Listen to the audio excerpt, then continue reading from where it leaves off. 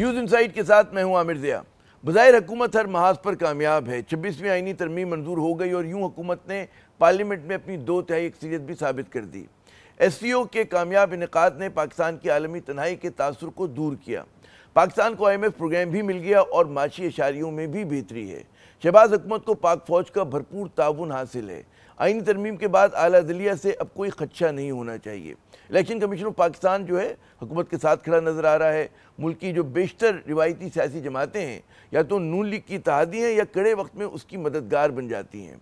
दूसरी तरफ हम देखते हैं कि मुल्क की जो सबसे बड़ी हिज़्ब इख्तिलाफ की जमात है यानी कि पाकिस्तान तहरीक इंसाफ, वो पार्लियामेंट में अपने आप को सियासी जमात साबित नहीं कर पा रही।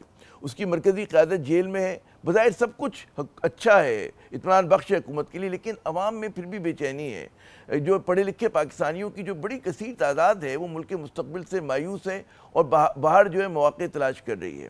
अवाम खुसूसन नौजवानों में गुस्सा है, जिसका इजहार हाल ही में एक गैर मुसद्दक़ा खबर के रद्द-ए-अमल में होने वाले मुजाहरों की सूरत में पंजाब में आपको नजर आया। दहशतगर्दी और मजहबी शिद्दत पसंदी का जो फ्रीत है मुसलसल पाकिस्तान के लिए ख़तरे की घंटी बजा रहा है और सियासी महाज आराई जो है वो ज़ोरों पर है। मुख्तसरन पाकिस्तान में सियासी अदम इस्तेकाम और गैर यकीनी सूरत हाल का जो तासुर है वो आम है। वजह क्या है, तदारुक क्या है, पूछते हैं आज के खुसूसी मेहमान जनाब ख्वाजा आसिफ साहब से, वज़ीर दिफा और पाकिस्तान मुस्लिम लीग नून के सीनियर रहनुमा। बहुत शुक्रिया ख्वाजा साहब अपना कीमती वक्त देने का। ख्वाजा साहब सबसे पहले तो ये बताइए कि बुशरा बीबी जो हैं आज रिहा हो गई, इमरान खान को भी इजाज़त मिल गई उनके वकला से मिलने की, क्या समझें कि अब जो है सियासी हिद्दत में कमी का आगाज़ है? बिस्मिल्लाहिर्रहमानिर्रहीम।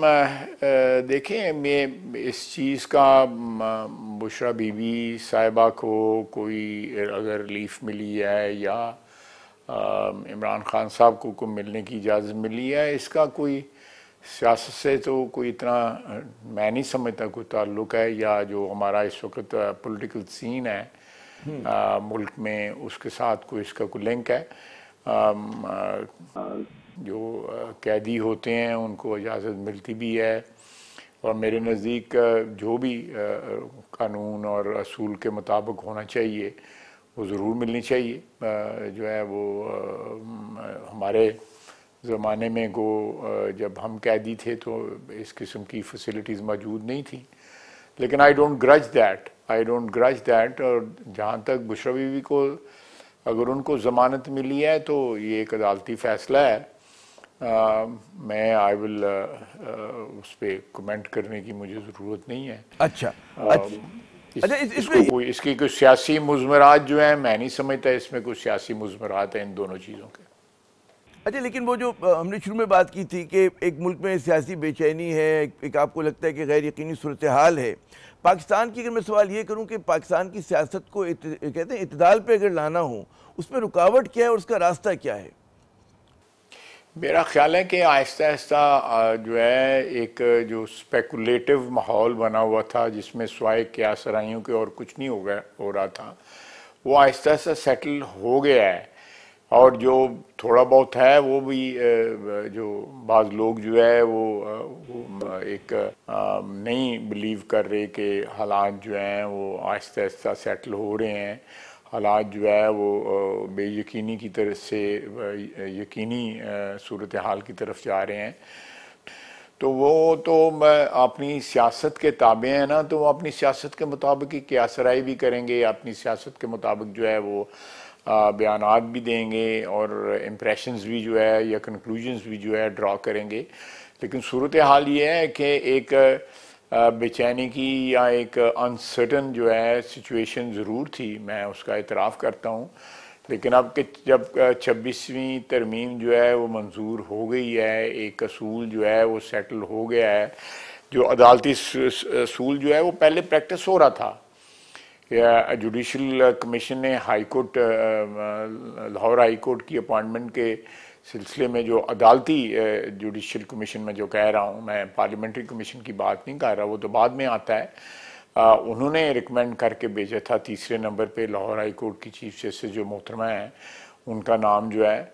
तो अगर सुप्रीम कोर्ट में वो चीज़ रिपीट हुई है तो दोनों सुपीरियर जुडिशरी के जो ऑर्गन्स हैं, हाई कोर्ट भी और सुप्रीम कोर्ट भी, और वो सारे मसाइल जो हैं उनके वो जुडिशल कमीशन जो है रिकमेंड करके पार्लियामेंट्री कमेटी को भेजते हैं, और पार्लियामेंट्री कमेटी के पास बड़ी मिनिमम पावर्स हैं उसको उस रिकमेंडेशंस को जो है ओवरटर्न करने की। अब बहरहाल 26वीं तरमीम के बाद थोड़ी बदल गई। 26वीं तरमीम से पहले कि जी अदलिया की जानिब से अदलिया की जानिब से हुकूमत को खतरा है। अब 26वीं, जैसे कि आपने फरमाया कि 26वीं आईनी तरमीम पास हो गई, तो क्या शहबाज हुकूमत अपने आप को महफूज समझती है और कोई इस बात का तो खदशा नहीं कि वकिला का एक जो ग्रोह है जो मुखालफत कर रहा है या PTI मिलकर कोई तहरीक चला सकें?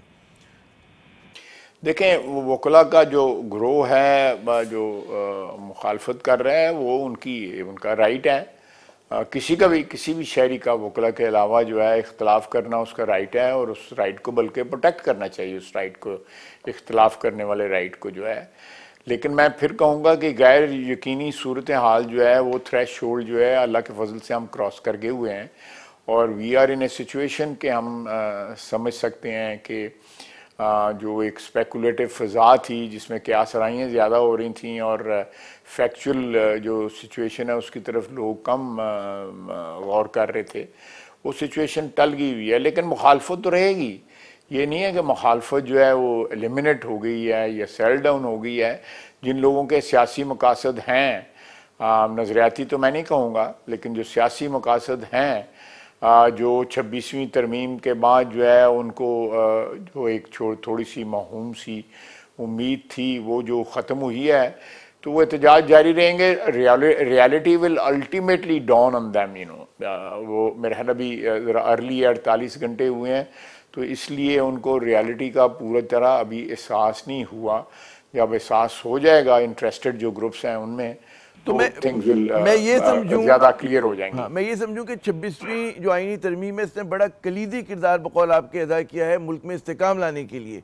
और उससे पहले जैसे कि आपकी मैं कई बयान देख रहा था तो फरमाया कि जनाब इलेक्शन खुलने का ख़तरा है अगर वो पुराना अगर हिसाब किताब चलता, तो अब जो नए चीफ जस्टिस साहब आ गए ये खदशा बिल्कुल दूर हो गया, शहबाज हुकूमत बिल्कुल महफूज है। आप ये कहेंगे? देखिए, मैं समझता हूँ कि 26वीं तरमीम के बाद जो है जुडिशल एडवेंचरिज्म जो है ना, उसके दरवाजे ज़रूर बंद हुए हैं, और मेरी सियासी जो भी थोड़ी बहुत नाकसी बसीरत है उसके मुताबिक बंद हुए हैं।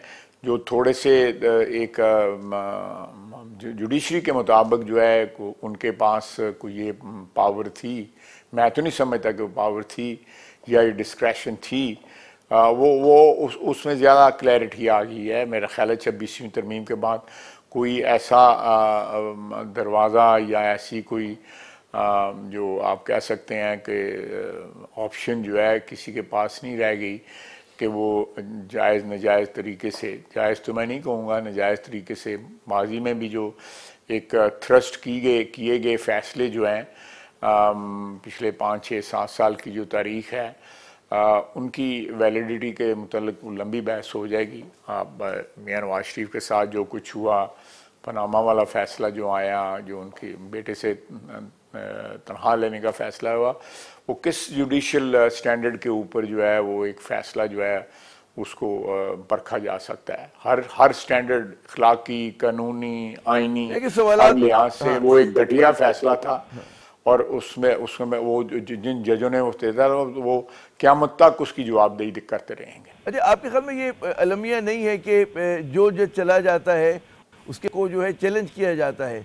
क्या आपके ख्याल में हो सकता है 5-10 साल के बाद जो है आज जो भी माजी करीब में फैसले हुए, फ़ाइज़ इज़्ज़त साहब ने फैसले किए, उनके बारे में भी कोई इसी तरह की बात कर रहा हो? इस चीज़ के इम्कान नहीं आपको नज़र आता? मेरा नहीं ख्याल। आप देखें, नज़रिया ज़रूरत का फ़ैसला जो है कितना पुराना फ़ैसला है, और वो स्ट्राइक डाउन बहुत से फ़ैसलों के ज़रिए हुआ है, लेकिन फिर वो कोई कहीं ना कहीं जो है वो सर जो है अपना जो है वो भयानक किस्म का सर जो है वो सामने निकाल लेता है। तो मैं समझता हूँ कि ये एक हमारी जो जूरिस्प्रूडेंस की तारीख़ है उसमें बड़े जो फ़ैसले जो हैं हुए हैं ऐसे मुल्क में जो जूरिस्प्रूडेंस में शामिल हो गए, और उनकी थ्योरीज़ या उनकी प्रिंसिपल्स जो हैं वो फॉलो होते रहे, लेकिन उनको जज साहिबान ने उनको डिसमेंटल भी किया है। तो मेरा नहीं ख्याल कि आने वाले वक्तों में ये एक जो नया सिस्टम इंट्रोड्यूस हुआ है कि कॉन्स्टिट्यूशनल बेंच जो है वो अलहदा होगा। और आप देखें कि आज भी एक बच्ची मर्डर हुई थी, उसके कातिल को जो है सजाए मौत हुई है।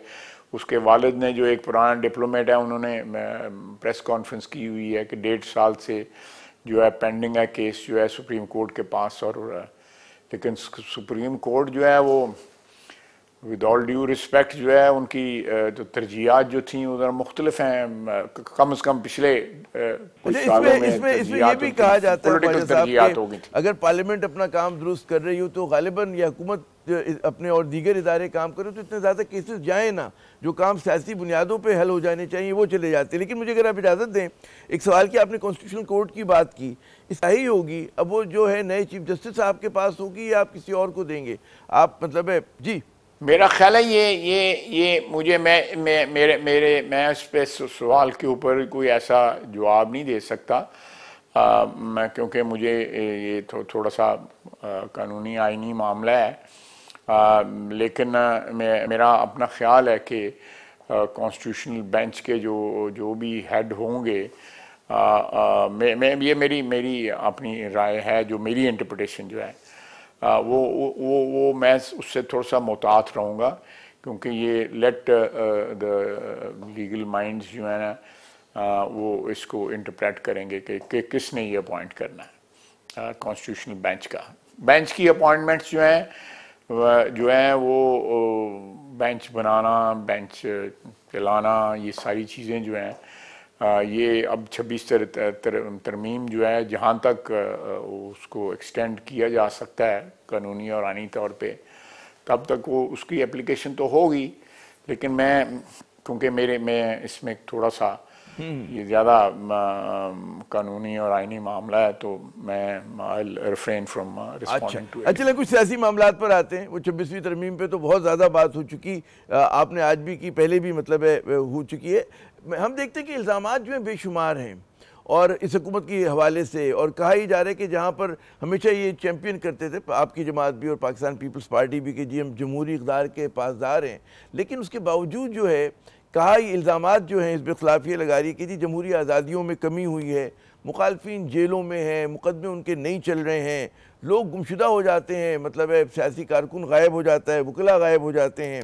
तो क्या वजह है इस तमाम इल्ज़ामात? नहीं, मुझे ये बताएं कि कौन से सियासी जो रहनुमा स्वाए बानी PTI के कौन कैद में है इस वक्त, या शामूद कुरैशा भी कैद में है।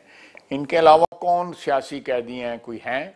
नहीं, वो एक तवील फहरिस्त है ना, यास्मीन राशिद है, उमर सरफराज चीमा है, और मतलब देखें PTI के पंजाब के फिर उनके वकील जो है पंचोता साहब, वो कई दिन से गायब हैं, उनके बारे में नहीं पता। कौन जी? वो तो मेरा डिस्कवर हो गए हुए हैं, मैं तो कल परसों उनको टीवी पे देखा है। वो खुद ही गायब हो गए या खुद ही सरफेस हो गए, मुझे नहीं पता। अच्छा, लेकिन बाज लोग जो है वो सियासी वजूहात की बना पे गायब होते हैं, फिर सियासी वजूहात की बना पे सरफेस हो जाते हैं। लेकिन जिन लोगों के आपने नाम लिए हैं, देखें उनका 9 मई का में रोल है, वो उन्होंने दे लेड एन इंसरक्शन, उन्होंने मुल्क के ख़िलाफ़ बगावत में हिस्सा लिया था। वो सियासी कैदी की उस जो एक क्लासिकल डेफिनेशन है उससे निकल गए हुए हैं। अब वो 9 मई को अगर आप समझते हैं कि वो एक सियासी वाक़या था, तो फिर तो उनको आप सियासी कैदी कह सकते हैं। लेकिन अगर 9 मई मेरे नज़दीक वो बगावत थी, वो मुल्की सालमियत पे हमला था, हमारी मिलिट्री इंस्टॉलेशन पे हमला था, उन्होंने मिलिट्री इंस्टॉलेशंस तबाह की। आप जो बयान करें बिल्कुल दुरुस्त है। मेरे ख्याल में सारे पाकिस्तानी इत्तेफाक करेंगे कि बिल्कुल जगह नहीं बनती कि मिलिट्री तनसीबात पे हमला किया जाए, या जिस तरह तोड़ फोड़ हुई बड़ी काबिल मजम्मत है।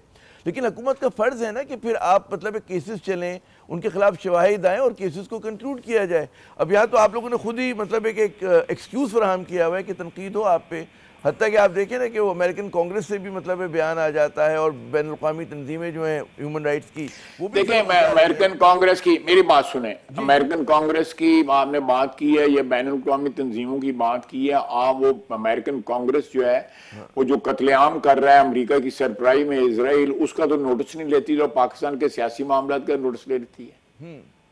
आप जरा इस पे भी तो कमेंट करें, आप कमेंट करें। नहीं लेकिन एक जमाने में मुझे याद है नवाज शरीफ साहब भी जब मुश्किल में थे तो अपील होती थी कि जी अमेरिकन नहीं, लेकिन देखें उस वक्त मैं इस वक्त एक कत्ले आम जारी है ना, जिसमें राइट, मतलब ठीक है इजराइल टू रॉन्ग्स वाली बात नहीं है। मेरा मतलब है अमेरिकन कांग्रेस की मैं बात कर रहा हूँ, वो क्यों नहीं नोटिस लेते? वो सारे खड़े होके, मेरा मतलब है को एक कातिल को, एक टेररिस्ट को जो है वो अप्लॉज करते हैं। तो do you think they have the right to comment on anything? People जो एक सरप्रस्ती कर रहे हैं जेनोसाइड की, उनको कमेंट राइट पहुंचता है तो पाकिस्तान की सिचुएशन पे कमेंट करना। हम कोई खुदा न खास्ता कोई इस किस्म के ये कानूनी और आईनी मसला है, उसके बहुत जो है डायमेंशंस हो सकती हैं। लेकिन ये कहना कि वो बड़ी क्रेडिबल बात है, मैं I do not attach any credibility to the resolutions और whatever is going on in House of Representative और सेनेट। जो है मैं समझता हूं कि they are partners in crime with Israel, and मैं जो पार्टनर्स इन क्राइम जो इजराइल के साथ शामिल हैं, मैं उनकी अटरेंसेस को कोई क्रेडिबिलिटी नहीं देता, कोई क्रेडिबिलिटी नहीं देता, नॉट एट ऑल।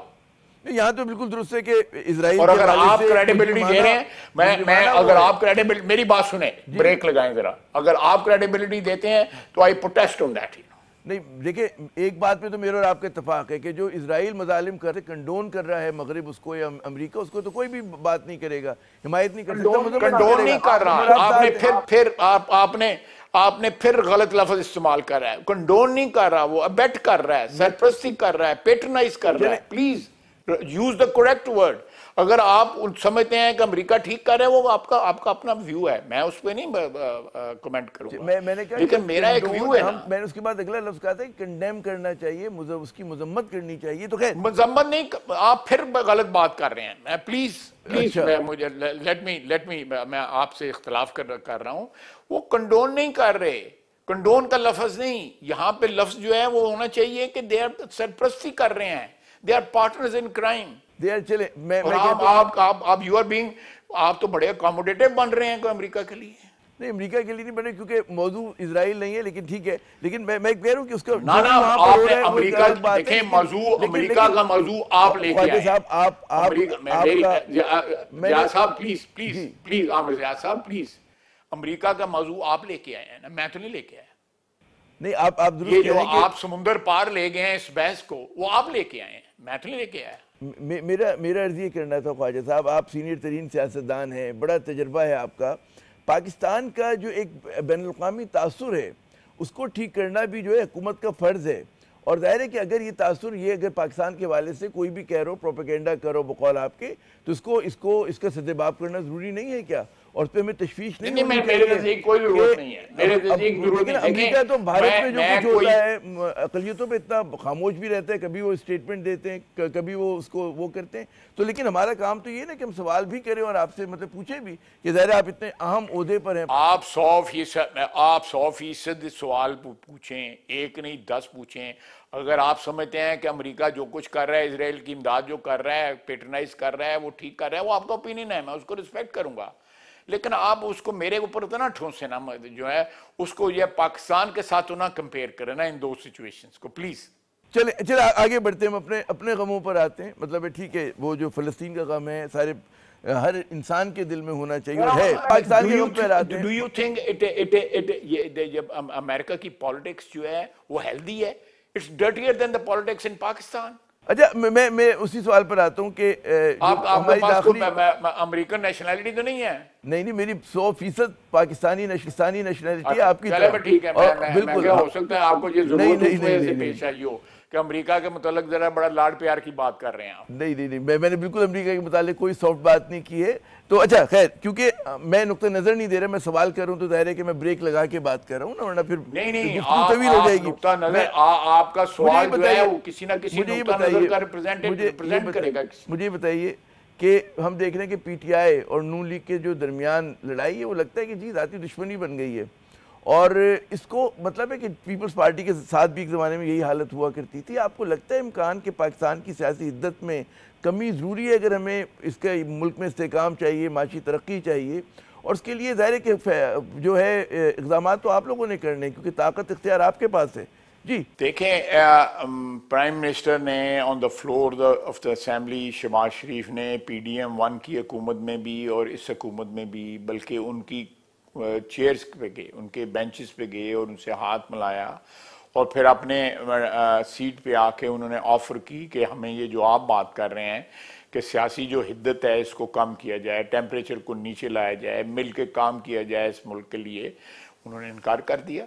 बल्कि आप, मेरा ख्याल है आपको याद नहीं है, बानी PTI का बयान आया था कि अगर मुज़ाकरात हो सकते हैं तो सिर्फ फ़ौज से हो सकते हैं, सियासी पार्टियों के साथ हम मुज़ाकरात नहीं करेंगे। अब बताएं, अब आप इंस्ट्रक्शंस हमें दें कि हम क्या करें फिर। ये भी सवाल है। अच्छा ये बताइए कि इमरान खान का उसी तनाजुर में जो कहते हैं ना मई के वाक़यात हुए थे, उसके तनाजुर में आप समझते हैं कि फ़ौजी अदालत में इमरान खान का ट्रायल होगा नहीं होगा? ये सवाल बार बार आपके सामने आता है क्योंकि लोगों की तशफ़ी नहीं और क्लैरिटी नहीं है। जी देखें, ये एक सवाल जो है कानून का और जुरिस्प्रूडेंस का सवाल है। अगर उनके जो भी 9 मई को हुआ उसके हवाले से जो है ट्रायल जो है वो फौजी अदालतों के अंदर जो है, अगर उसके 9 मई के ट्रायल शुरू हुए जो मेरे नज़दीक होने चाहिए, क्योंकि उन फौजी तनसीबात के ऊपर अटैक हुआ था, तो उनका कनेक्शन अगर इस्टेब्लिश होता है जो मेरे नज़दीक होता है तो फिर ट्रायल उधर होगा उनका जो है। अगर जो है उनके दौर में जो है मेरे ऊपर आर्टिकल 6 लग सकती है तो उनका फौजी ट्रायल क्यों नहीं हो सकता? वो आसमान से उतरे हुए हैं। दुरुस्त। अगर ख्वाजा साहब काबीना ने लगाई थी, मैं वाहिद शख्स हूँ जिसके ऊपर आर्टिकल 6 लगा हुआ है, मैं वाहिद शख्स हूँ पाकिस्तान की तारीख में, और वो इमरान खान साहब ने लगवाया था। काबीना ने, उसके बाद काबीना के वजीर तालीम ने जो शफकत महमूद साहब जिनका नाम है, उन्होंने प्रेस कॉन्फ्रेंस की थी, मैंने उसकी इंक्वायरी बुक की हुई है। लेकिन मेरा ख्याल है कर लें, जरा इन्वेस्टिगेट कर लें जो मैं कह रहा हूँ। आपके ख्याल में पाकिस्तान के आगे बढ़ने का रास्ते ये कि टिट फॉर टैट, मतलब इमरान खान ने ये किया उनके साथ? मैं टिट फॉर टैट नहीं कर रहा। देखें, मैं जो टिट नहीं थी तो वो मैं उसका टैट क्या किस तरह करूँ? मैं देखें, मैं तो जो आपने कहा ना कि रिस्पॉन्सिबिलिटी सिर्फ हमारे 2 हाथों से ताली बजती है, कोई एक हाथ से ताली तो नहीं बजती। अगर हम ऑफर कर रहे हैं कि करें और उनका जवाब आगे से आ रहा है कि जी नहीं मैं तो सिर्फ फौज से करूंगा, कर लें फौज से अच्छा बड़ा आपने बड़ी अच्छी बात याद दिलाई। मैं क्यों मेरा मतलब है हम तो ऑफर ही कर सकते हैं, मिन्नत तरला तो नहीं कर सकते। नहीं, दुरुस्त, आपने बड़ी अच्छी बात याद दिलाई कि जी फौज से वो बार बार यही बात करेंगे जी मुज़ाकरात होंगे तो फौज से होंगे। मुझे याद है कि एक ज़माने में मतलब जब हिज़्ब इख्तिलाफ में जमातें होती हैं तो फ़ौज पे तनकीद कर रही होती हैं। मुझे याद है कि आपने बड़ा पार्लियामेंट के फ्लोर पे भी बात की थी कि जो ज़माने में किरदार था सवालिया निशान उठाए थे, फिर बाद में इक़्तिदार में आके जनाब फिर तारीफ़ शुरू कर देते हैं। और ये सिर्फ आपकी पार्टी के साथ नहीं हुआ, PTI का भी ये था, जब तक हुकूमत में तारीफ़ किया करते थे, इक़्तिदार से हट गए तो जो है तनकीद करने लगे। तो ये तो एक हमारी बाजवा साहब को बाप बनाया हुआ था, याद है ना? हाँ, ये उनकी स्टेटमेंट है, टीवी पे उन्होंने कहा हुआ है कि फौज का जो चीफ होता है वो बाप होता है, ये उनकी स्टेटमेंट है। अब फिर उसके बाद बाप को गालियां निकालनी शुरू कर दी। हाँ, लेकिन ये जो मेरा वो था कि मतलब ये तो हमारे सियासतदानों का वतीरा है, मतलब एक अंदाज़ है कि जी तनकीद भी करते हैं, तारीफ़ भी करते हैं। अगर फ़ायदा हो रहा होता है तो मतलब है तारीफ़ हो रही होती है फ़ौज की, अगर मतलब है कुछ नुकसान में होते हैं तो तनकीद शुरू कर देते हैं। सबने किया, कौन सी सियासी जमात या रहनुमा ने नहीं किया? चले, मैं आपके साथ जो है इत्तेफाक कर लेता हूँ कि जो आप कह रहे हैं माजी इस बात की शहादत देता है, आप ठीक कह रहे हैं। मैं उससे लेकिन अगर आप समझते हैं कि यही चीज़ दुरुस्त है तो मैं आपसे एग्री कर जाता हूँ। कोई ख्वाजा साहब, अगर आप मुझे इजाज़त दें कि हम बड़ा मुख्तसर सा वक्फे के बाद जब आएँ, आप हमारे मुल्क के वज़ीर दिफा हैं, कुछ हम हमेशा कहते हैं डोमेस्टिक पॉलिटिक्स पे फंस जाते हैं, कुछ ज़रा और भी बात करते हैं। आज बड़ा अहम दिन है, 24 अक्टूबर है और कहते हैं यौम तासीस कश्मीर का दिन भी है, तो उस पर भी थोड़ी सी बात करेंगे, पाक भारत ताल्लुकात पे भी बात करते हैं, लेकिन वक्फे के बाद।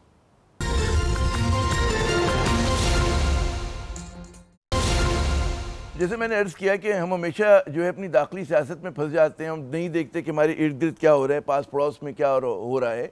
तो आज 24 अक्टूबर का तारीख़ी दिन है, यौम तासीस कश्मीर का दिन है और पाकिस्तान का एक हमेशा से एक रिवायत रही है कश्मीर के साथ खड़ा होने की, उसकी अखलाकी मदद करने की, सियासी मदद करने की, दामे दरमे सुखने खड़े होने की।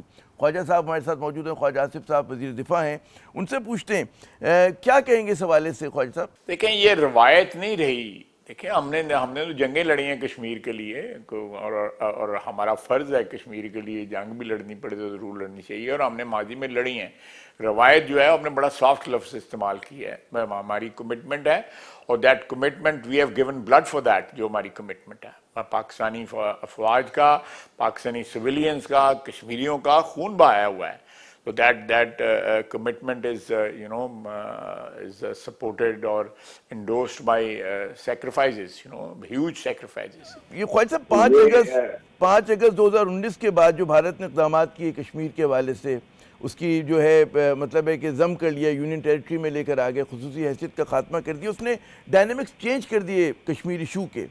और उसके साथ साथ हम देखते हैं कि भारत जिस तरह से रियासती दहशतगर्दी का मुर्तकिब हो रहा है पाकिस्तान में, उसके हवाले से वक्तन वक्तन बात होती रहती है, हमारे ज़राए भी करते हैं, हमारे हुक्मरान मतलब है जो गवर्नमेंट के लोग हैं वो भी करते हैं, लेकिन उसके बावजूद जिस मौसर अंदाज में भारत को बेनकाब करना चाहिए वो हमें नज़र नहीं आ रहा। वो हम देख रहे हैं कि उस चीज़ में जो इफेक्टिव तरीके से भारत हमारे खिलाफ प्रोपेगेंडा करते हैं, क्या वजह है इसकी कि हम भारतीय दहशतगर्दी जिसका सबूत जिंदा जावेद हमारे पास मौजूद है हम नहीं उठा पा रहे? मेरा ख्याल है कि जितने वाशगाफ अल्फाज में जो है वज़ीर-ए-आज़म पाकिस्तान ने UNGA में पिछले महीने जो है भारत के ख़िलाफ़ जो है वहाँ पे उनको एक किस्म का इंडाइट किया है UNGA में, उसकी मिसाल जो है बहुत कम मिलेगी आपको माजी में। और उसमें कथित तौर पे कोई हमारा कोई स्टैंड जो है कोई ऑल्टर नहीं हुआ। हमारा स्टैंड आज भी जो है वही है जो 1948 में जो सेटल हुआ है सिक्योरिटी काउंसिल में, वही हमारा स्टैंड है और हम उस स्टैंड के लिए we have fought not 1 not 2 बल्कि 3-4 जंगें जो है हमने उसके लिए लड़ी हुई हैं। How can we step back from this issue, सवाल ही नहीं पैदा होता। और मैं समझता हूँ कि हिंदुस्तान में ने रिसेंटली जो एक्सपोर्ट करना शुरू किया है टेररिज्म, कनाडा में भी किया, अमेरिका में भी किया और कनेडियन रिएक्शन तो आपने देख लिया है, उन्होंने बड़ा सख्त रिएक्शन शो किया है जो उनकी सरजमीन पे टेररिज्म को जो पेट्रनाइज कर रहा है इंडिया, इसी तरह US ने भी किया है। और मैं समझता हूँ कि वक्त के साथ साथ जो हमारी जो जोग्राफियाई सिचुएशन है हमारे ख़ित्ते की, उसमें अगर आप देखें तो हिंदुस्तान के इर्द गिर्द जितने ममालिक हैं किसी के साथ भी काबिल रिश्क उसके ताल्लुकात नहीं हैं। बांग्लादेश के साथ उनके बड़े दोस्ताना ताल्लुकात थे लेकिन वो माजी का हिस्सा बन चुके हैं। उसके साथ एक मालदीव्स है, उन्होंने भी उनकी जो अड्डे जो हैं उनको फारग कर दिया है। श्रीलंका का भी जो है कोई ऐसा कोई मोहब्बत का या गले लगने वाला कोई सिलसिला नहीं है। फिर एक साइड पे पाकिस्तान है, ऊपर चाइना है।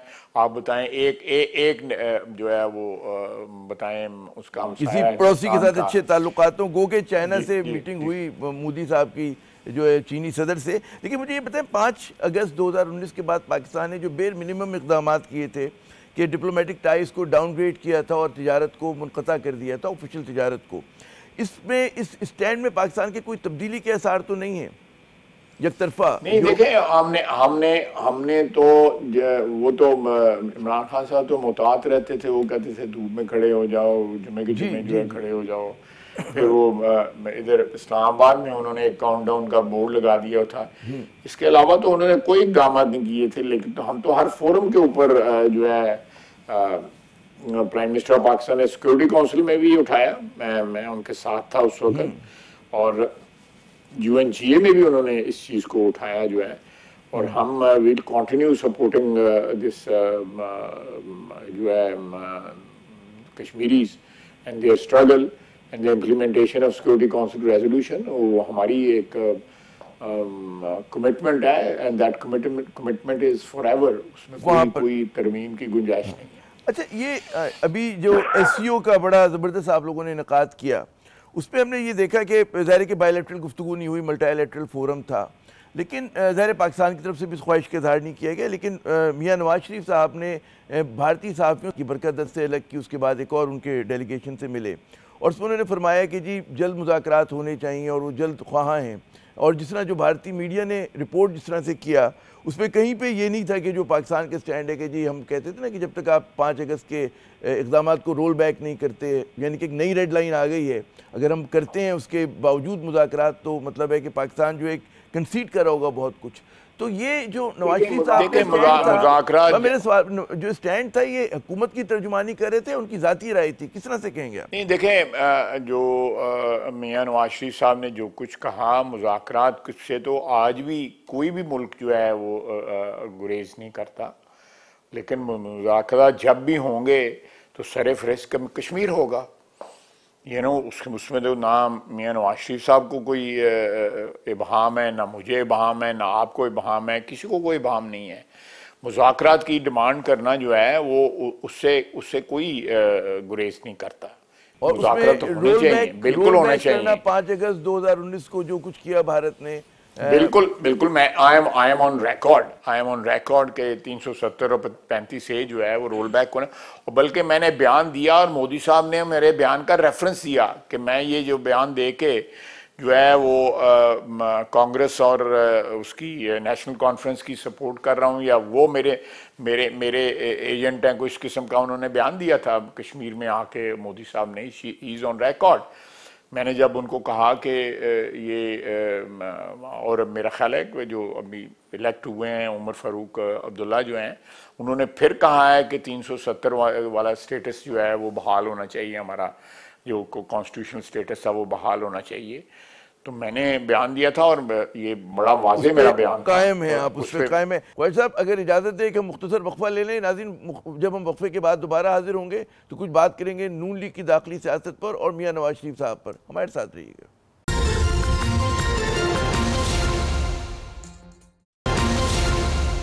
मोहतरम ख्वाजा आसिफ साहब हमारे आज के खुसूसी मेहमान हैं। ख्वाजा साहब, ये बताइएगा कि हम देख रहे हैं कि नवाज शरीफ साहब लगता है कि कुछ उन्होंने मतलब बैक सीट ली हुई है।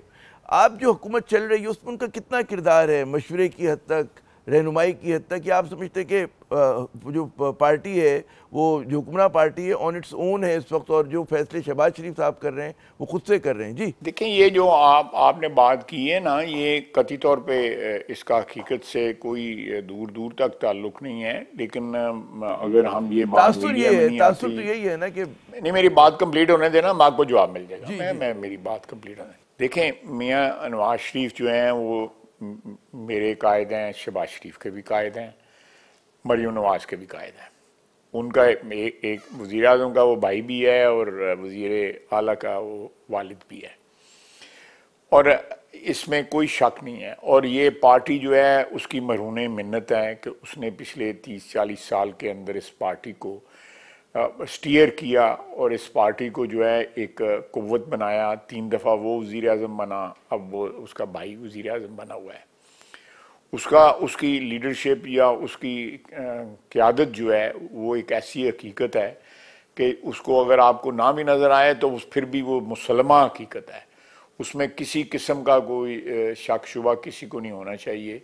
तमाम मामला जो हैं मियाँ नवाज शरीफ जो है उनकी मुशावरत से, उनकी जो कायदाना जो एक होता है एक गाइडेंस से वो तय होते हैं। कोई ऐसी कोई बात नहीं है। लेकिन अगर वो आपको ज़्यादा मेरी प्लीज़ वो मोहलत देना, मैं एक फ़िक्रा और कह दूँ कि लेकिन अगर वो आपको मीडिया में नज़र नहीं आते तो मेरा ख्याल है कि ये भी एक बड़ी मुतबराना उनकी पॉलिसी है कि वो चांस दे रहे हैं अपनी बेटी को भी और अपने भाई को भी, क्योंकि उनका जो अगर वो स्टार्ट हो जाए मीडिया में आना और वो बातें करनी शुरू कर दें तो फिर इन दोनों ओहदों पे जो फायज़ हैं वज़ीर आज़म और वज़ीर आला पंजाब जो हैं, वो उनकी जो एक ऑल इनकम्पसिंग शख्सियत है मियाँ नवाज शरीफ की, उससे ओवरशैडो हो जाएंगे। तो मेरा ख्याल है कि वो एक जिस तरह एक फादर फिगर होती है या एक बड़े लीडर का एक स्टेटस जो होता है वो उन्होंने ज़्यूम किया हुआ है और उसके ऊपर वो बिल्कुल काम कर रहे हैं। पसे पर्दा रहनुमाई कर रहे हैं वो। पसे पर्दा मतलब है कि नहीं, पसे पर्दा नहीं है, लेकिन ये है कि आपको मीडिया पे अगर वो नहीं नज़र आते तो उसका मतलब ये नहीं है कि हम उनसे गाइडेंस नहीं लेते, गाइडेंस उन्हीं की है। गाइडेंस उन्हीं की होती है। अच्छा, ये नवाज शरीफ साहब के मुल्क से बाहर जाने की खबरें हैं, कितने अरसे के लिए उनके जाएंगे? उनके उनके उनके किसी दोस्त की जो है बेगम साहबा 2-3 रोज़ 4 रोज़ पहले फौत हुई हैं, उसकी ताज़ियत के लिए वो कुछ रोज़ के लिए बाहर जाएंगे। और वो कितने अरसे के लिए आपके ख्याल में? हफ्ता 10 दिन? ये शेड्यूल जो है, ये शेड्यूल मीडिया से तो ये इजाज़त नहीं लेनी है ना कि मियां नवाज शरीफ कितने दिनों के लिए जाएगा और कब वापस आएगा। आपको फ्लाइट का शेड्यूल जो है वो पब्लिश करे जो है, लेकिन आप बिल्कुल हौसला रखें, वो वापस आएंगे इंशाल्लाह ताला, चंद दिनों में ही वापस आएंगे। चंद दिनों में वापस आ जाएंगे। अच्छा, अब कहते हैं dying moments of the programme है, हम ये देख रहे हैं कि जो हमारी इस वक्त ट्रेजरी बेंचेस हैं उसमें कुछ लोग आपके हैं भी, यानी कि उसके ट्रेजरी बेंचेस के साथ है, लेकिन बड़ा खुल के तनकीद कर रहे होते हैं, हुकूमत पे तनकीद कर रहे होते हैं, बड़ा मतलब एग्रेसिवली जा रहे हैं ना पन से। मेरी मुराद जैसे फैसल वाडा साहब हैं कि वो मतलब है इशारे भी करते हैं, ज़बान से भी कहते हैं, क्या कहेंगे इनको, हम क्या समझें? वो हुकूमत का हिस्सा है। मतलब देखें ना, मेरी बात सुने, ट्रेजरी बेंचेस पे एक मखलूत हुकूमत है ना हमारी। जी जी जी। ट्रेजरी बेंच, हाँ। तो इसमें अब हर बंदे की एक अपनी या पार्टी की एक अपनी शिनाख्त है। वो अपनी शिनाख्त को अगर मेंटेन करना चाहते हैं तो बिल्कुल 100 बिस्मिल्लाह, तो बिल्कुल मेंटेन करना चाहिए। अब होना भी चाहिए, क्योंकि हम कोई पार्टियां जम तो नहीं होगी नहीं एक दूसरे में, ये पार्टियां तो अपनी मैंने एक बात देखी जो मैंने नोट किया कि आप तो बड़ा तहम्मुल का, आपने कई मरतबा इस तरह के सवाल आता है, उन्होंने आपके खिलाफ मतलब ट्वीट भी कर दी, बहुत ही मतलब है जारहानापन से, वो मैं दिखाना भी नहीं चाहूँगा कि जो मतलब चीज़ें हुई हैं। क्या कहेंगे कि जो ये ज़ातियात पर मतलब है ये आपने जी मैं मुनासिब नहीं समझता कोई रिस्पॉन्ड करूं। हर बंदे को, मैं एक सियासी कारकुन हूँ, मेरी एक सियासी जो है वो पहचान है, शनाख्त है। अगर कोई भी उसको अटैक करता है तो उसको राइट है। अगर मुझे कोई उससे तकलीफ होती है तो नहीं होनी चाहिए, बिल्कुल मुझे होती भी नहीं है। अगर मुझे इस किस्म की सेंसिटिविटी अगर मैंने शो करनी है तो मुझे सियासत छोड़ देनी चाहिए। दुरुस्त। अच्छा, आखिरी सवाल आज के प्रोग्राम का, हम ये देख रहे हैं कि हर इदारा जो है पाकिस्तान में सब मुतनाज़ा हो रहा है, हर इदारे पे जो है तनकीद हो रही है, चाहे इलेक्शन कमीशन हो, चाहे पार्लियामेंट हो, जुडिशरी के ऊपर कभी हुकूमत तनकीद करती है, कभी इसमें खिलाफ करती है। हमारे और सिक्योरिटी के इदारों का यही हालत है। आप क्या समझते हैं कि सियासतदानों का पाकिस्तान को इस हालत में पहुँचाने में क्या ज़्यादा कलीदी किरदार नहीं? अगर हम कहें कि जी इदारों में बात हो रही हो, कंपैरिजन की बात हो रही हो, किसका ज़्यादा इस पर किरदार है कि जिस मुश्किल में आज पाकिस्तान है? बहुत सारे लोग कहते हैं सियासतदानों का ज़्यादा कसूर है कि उन्होंने मतलब है मादी में जिस तरह की करप्शन की, मौका परस्ती का मुजाहरा किया। जी देखिए, पाकिस्तान में जो उनको हुक्मरानी को दवाम मिला है ना, वो हमारी एग्जीक्यूटिव ब्रांच को मिला है। यानी पाकिस्तान के बनने के पहले ही 6-7-8 साल में जो है हमारे वज़ीर आज़म ब्यूरोक्रेट बनने शुरू हो गए, हमारे सदर जो है, गवर्नर जनरल जो है वो ब्यूरोक्रेट बनने शुरू हो गए। तो मैं समझता हूँ कि सियासतदान जो है वो टारगेट तो ज़रूर होते हैं क्रिटिसिज्म के, लेकिन उसके बाद आप देखें गुलाम इसाक साहब प्रेसिडेंट बन गए, ऑल पावरफुल प्रेसिडेंट बन गए, उन्होंने असेंबली भी तोड़नी शुरू की। तो मेरे नज़दीक जो है, अगर आप इस तमाम जो मैस क्रिएट हुआ पिछले 75-76 साल में, मेरे नज़दीक सबसे ज़्यादा जो है ना इस मुल्क की नौकरशाही का कसूर है। क्योंकि दवाम जो है उनकी हुक्मरानी क्यों है ना, फौज की हुक्मरानी को दवाम है, वो आते हैं चले जाते हैं, सियासतदान आते हैं चले जाते हैं। लेकिन हर दौर में जो है आप देखेंगे कि गुलाम इसाक खान अयूब खान के साथ भी थे, गुलाम इसाक साहब इसके साथ भी थे, ज़ियाउल हक साहब के साथ भी थे, उसके बाद वो खुद विराजमान हो गए। आप चौधरी मोहम्मद अली साहब को देख लें, गुलाम मोहम्मद साहब को देख लें, सिकंदर मिर्जा साहब को देख लें, ये सारे ब्यूरोक्रेट थे। And we have seen in our history some very very strong bureaucrats. और आप मुझे बताएं कि हर दौर में हर बंदे की अकाउंटेबिलिटी हुई है, हर अदारे की अकाउंटेबिलिटी हुई है, फौज समेत। और फौज तो खैर एक बहुत बड़ी कीमत अदा करती है, वो जाने देते हैं, आज भी वो जाने दे रहे हैं, खून से जो है रकम कर रहे हैं तारीख जो है। लेकिन मुझे एक बताएं, एक ब्यूरोक्रेट जो है जिसने किसी गलती की या किसी की अकाउंटेबिलिटी हुई हो, किसी की गलती की किसी ने कोई जाते बड़ा आपने कॉम्प्रिहेंसिव जवाब दिया। बस जाते जाते मैं ये बताएं, उम्मीद की कोई किरण पाकिस्तानियों की उम्मीद है भाई, उम्मीद अल्लाह खैर करेगा जी, हौसला रखें। अल्लाह खैर करेगा, पेवस्ता रहे शिजर से उम्मीदें बाहर रख। बहुत बहुत शुक्रिया ख्वाजा आसिफ साहब, आपने अपना कीमती वक्त दिया। नाज़रीन, आमिर ज़िया क़याम तक के लिए इजाज़त दीजिएगा। खुदा हाफ़िज़।